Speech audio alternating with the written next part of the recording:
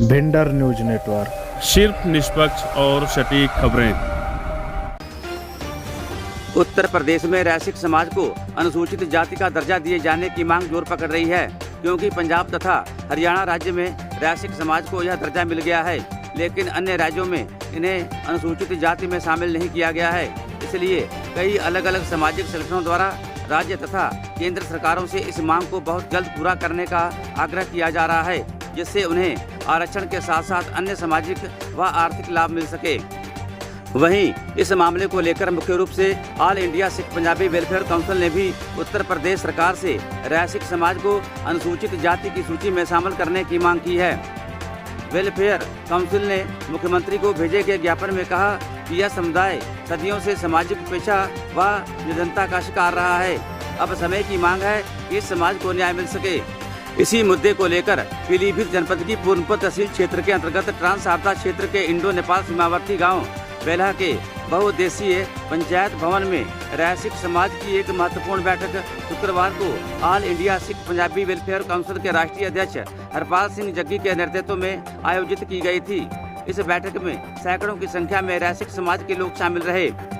वहीं इस बैठक को संबोधित करते हुए all India Sikh Punjabi welfare council के राष्ट्रीय अध्यक्ष हरपाल सिंह जग्गी ने कहा कि सन 1881 से 1931 तक की जनगणना रिपोर्टों और विभिन्न आयोगों ने रैसिक समाज को अत्यंत पिछड़ा वर्ग माना है और 1931 में डिप्रेस्ड क्लासेस यानी हिंदी में कहा जाए तो इन्हें अवसादग्रस्त की श्रेणी में रखा गया था।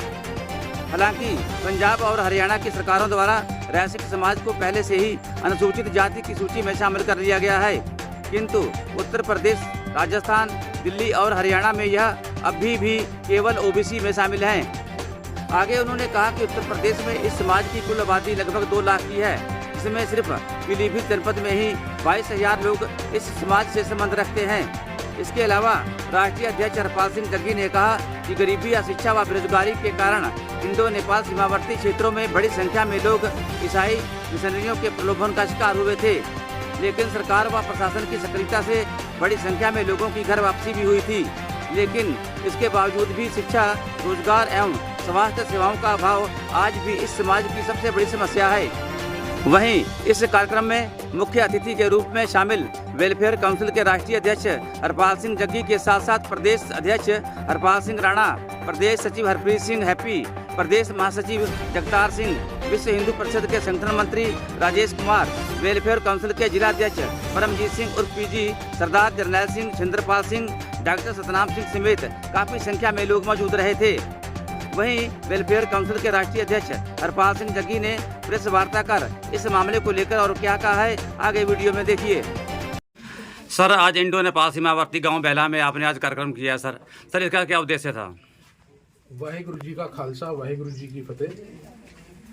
मैं all India Sikh Punjabi welfare council का राष्ट्रीय अध्यक्ष हरपाल सिंह जग्गी, मेरे साथ प्रदेश अध्यक्ष हरपाल सिंह राणा जी, मेरे साथ गुरप्रीत सिंह जी जिला सचिव, मेरे साथ हरदीप सिंह छीना जी जिला अध्यक्ष सीतापुर, पीजे सिंह जिला अध्यक्ष पीलीभीत और सतनाम सिंह, जिंदर सिंह जी, जरनैल सिंह जी और अवधेश प्रताप पांडे जी और जिनके मैं नाम नहीं ले पा रहा इस समय, गुरदयाल सिंह जी मेरे साथ आज सम्मिलित रूप से हम यहाँ पर आप प्रेस वार्ता कर रहे हैं। आज का उद्देश्य जो है वो एक ऐतिहासिक उद्देश्य है जो उत्तर प्रदेश में अभी तक नहीं इस बात की गुहार की गई और आपके चैनल के माध्यम से, आपके समाचार पत्रों के माध्यम से आज हम राय सिखों के लिए एक आवाज़ प्रदेश के यशस्वी माननीय मुख्यमंत्री योगी आदित्यनाथ जी के आगे लगाना चाहते हैं, जिसका कि ज्ञापन हम बहुत ही जल्दी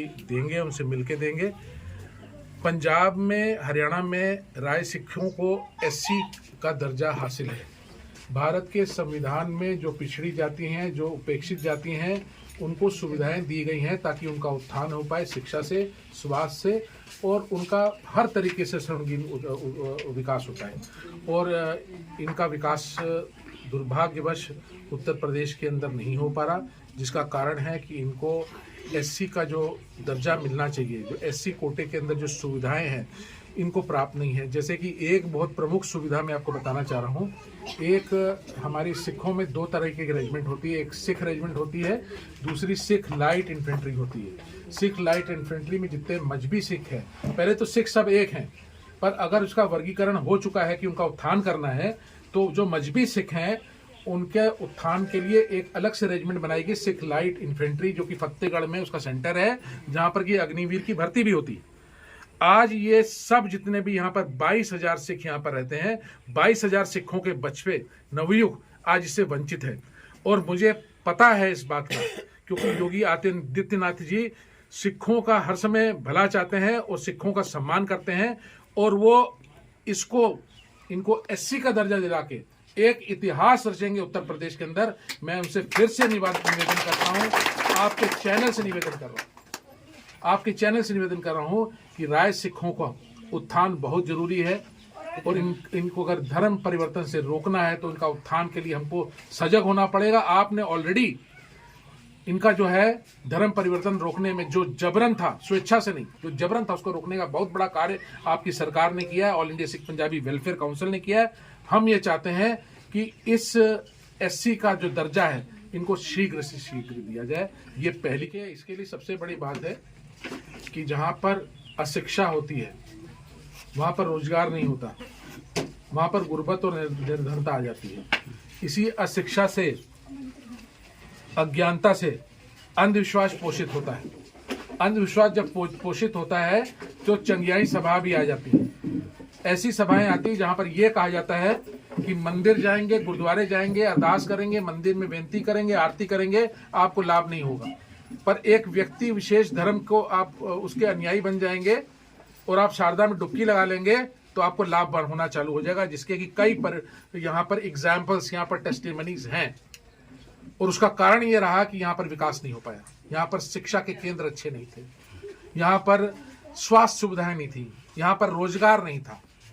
और ये आज उसी तरीके सालों से साल, मैं कहता हूँ सदियों से, आजादी से पहले ये शोषित रहे और आज भी शोषित हैं। पर आज साहिब श्री गुरु नानक देव जी महाराज इनको शोषित नहीं रहने देगा। आज एक एक राय सिख जो यहाँ पर है वो सम्मान की जिंदगी जिएगा और वो एकदम स्वाभिमान से जिएगा। ये हमारा कृत संकल्प है all India Sikh Punjabi welfare council का और पूरे प्रदेश का है। और इसके लिए ऑलरेडी बलदेव सिंह ओलख जी, माननीय कृषि मंत्री जी, हमने यहाँ पर बुलाए थे विशेष आग्रह पे all India Sikh Punjabi welfare council द्वारा, टाटरगंज की सभा द्वारा, बला के द्वारा। और यहाँ पर माननीय मंत्री जी ने सुविधाओं का पिटारा खोल दिया, जिसपे काम ऑलरेडी चालू है। शिक्षा के लिए शिक्षा केंद्र के लिए काम चालू हो रहा है, स्वास्थ्य के लिए 30 बेडेड हॉस्पिटल के लिए ऑलरेडी काम चालू हो चुका है। यहाँ पर वाइब्रेंट योजना लाने का पूरा जो है निर्णय सरकार का हो चुका है। जितनी भी सुविधाएं हैं सरकार की आने वाले 6 महीने के अंदर आ जाएंगी और समय समय पर आके हम भी इसको देखेंगे कि यहाँ पर सुविधाएं प्राप्त हैं कि नहीं। यहाँ पर सबसे बड़ी जो समस्या है बाढ़ की है। बाढ़ से भी यहाँ निर्धनता का बहुत बड़ा कारण है और यहाँ पर तटबंध के लिए, उसको मजबूत करने के लिए, उसको पक्का करने के लिए, उसको निर्माण के लिए हम इरिगेशन मिनिस्टर के पास हम बकायदा ज्ञापन देने जा रहे हैं all India Sikh Punjabi welfare council द्वारा।